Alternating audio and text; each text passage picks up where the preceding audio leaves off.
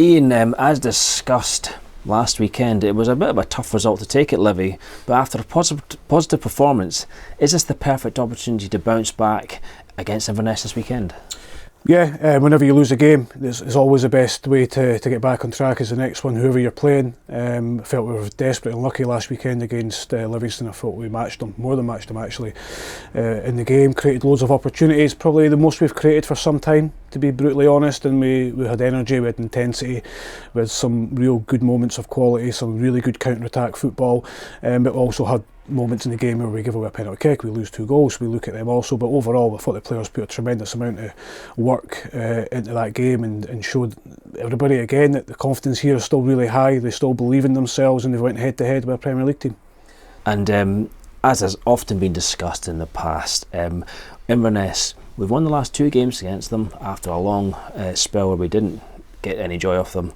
We need to be wary of them. The new manager is now well established. Slight dip in form for them and results, but they got back on the goal trail in the Cup last weekend.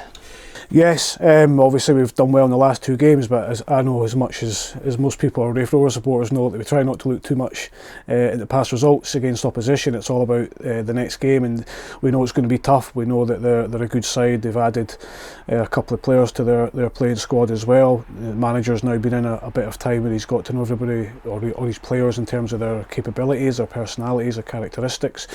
So I expect a really hard game. Yeah, we could argue that they've dipped a little bit in form, but I think all teams in this league go through stages where they dip in form because it's so tight, you play each other so often, that it's going to happen. Yeah, and again, keeping on the positive aspect from that Livy result, the big plus for me was that we seem to be right back at it, attitude and performance and output wise. That's going to set us up well for the next match and the future. Absolutely, and we were, right from the first whistle. We could have been 2 or 3 goals up in the middle of the first half, and who knows, all if buts and maybes. We'll never know now. But I felt even in the second half of that game, we looked like the team that were on the front foot. We were picking up second balls in the middle of the park. We were driving forward at every opportunity. We certainly weren't negative or looked like we had a lack of belief. And I felt personally, with 20-25 to go, there was only going to be one winner in 90 minutes if there was one. So sucker punch towards the end of the game, and that happens.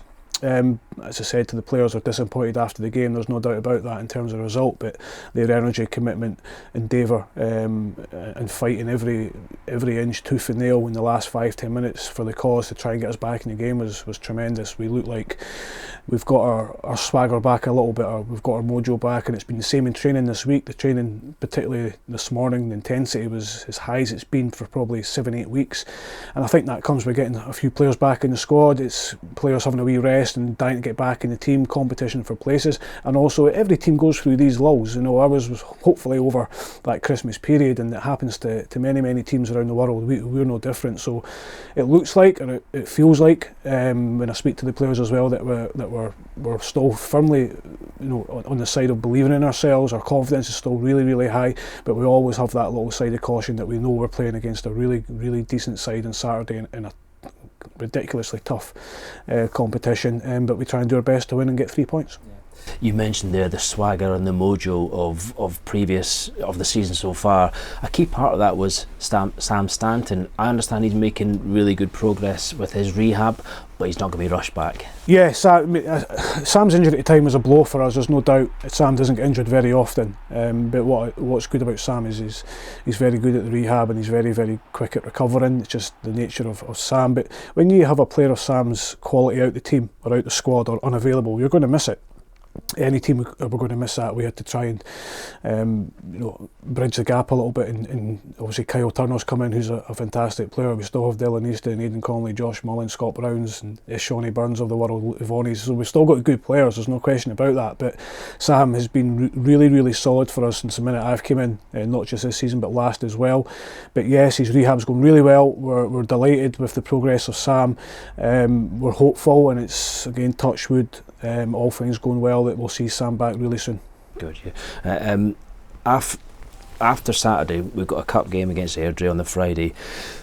After that, the month of February is 3 tough league games against teams with it all to play for. It's going to be a crucial month, given that there's so much at stake for all these teams. Yeah, it's. I said, after Christmas or going into the New Year, I think it was at East End, that we've got a fantastic period coming up, regardless of scorelines. We don't have a crystal ball, we can't see into the future, but we've got so many positives to take from the first half of the season.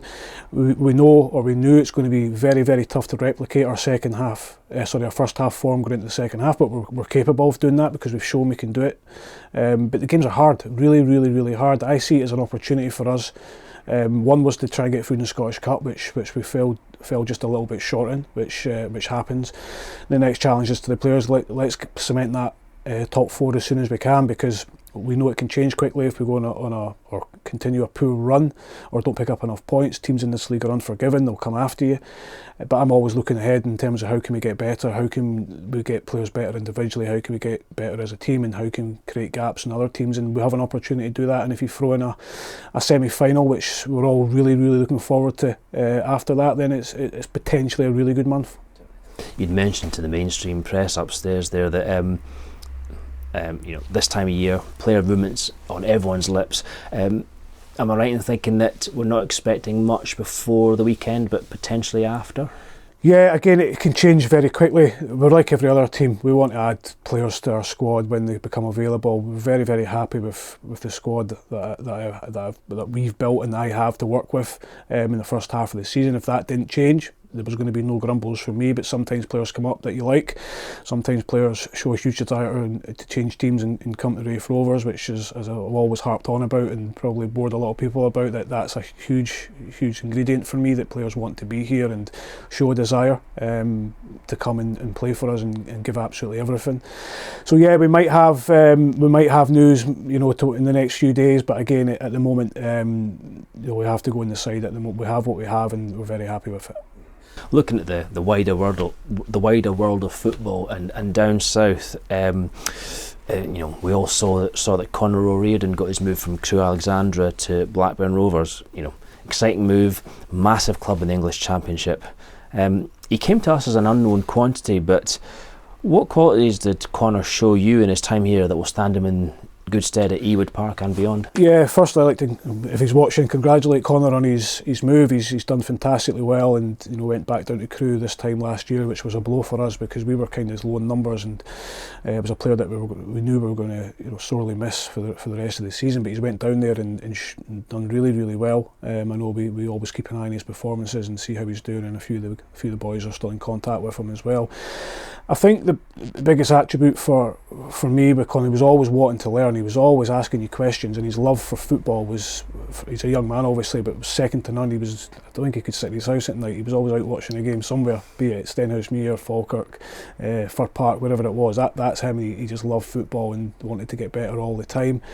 He had physical attributes that we could all see. He could pass the ball. He was quite quick. He had a 6'3", 6'4" frame, and just needed to fill out a little bit. And showed good quality, which was the main thing. So delighted for him. Really, really big feather in the cap for him now. And the challenge, as always, for Conor will be to break into that Blackburn team and cement himself and see how high he can go. Yeah. Finally, and then we'll let you get away. As ever, great away support at Livingston on Saturday. And as we've had all season, we need that again on Saturday at home versus Inverness. Yeah, support's been brilliant. Away from home has been fantastic, but I think we've seen in the last maybe 6-7 league games here, I know you're talking 3,500 up to 4,000 at times, which is massive turnaround from, again, this time last season. It's a huge testament to the supporters that are coming out pretty much every week now. Huge testament to the board of directors and the people that are working in the football club in terms of the commercial side and ticket office, because it's a big change. It's all right saying that we're getting 3,500, 4,000, but we also have to cater for that now as well and make sure everything's running smoothly. Thankfully, that's not my job. I just have to do the other bit on the pitch, which we try to do to our best of our ability. But the support has helped us tremendously. It really has. We need this place to be as full as we can, when we can, as noisy as we can. Pretty much every game. It really, really helps the players. It gives them a huge amount of energy going into those last 15-20 minutes. But at the moment, they've been tremendous to us. Great. Thanks for that, Ian. Good luck. Thank you. Cheers.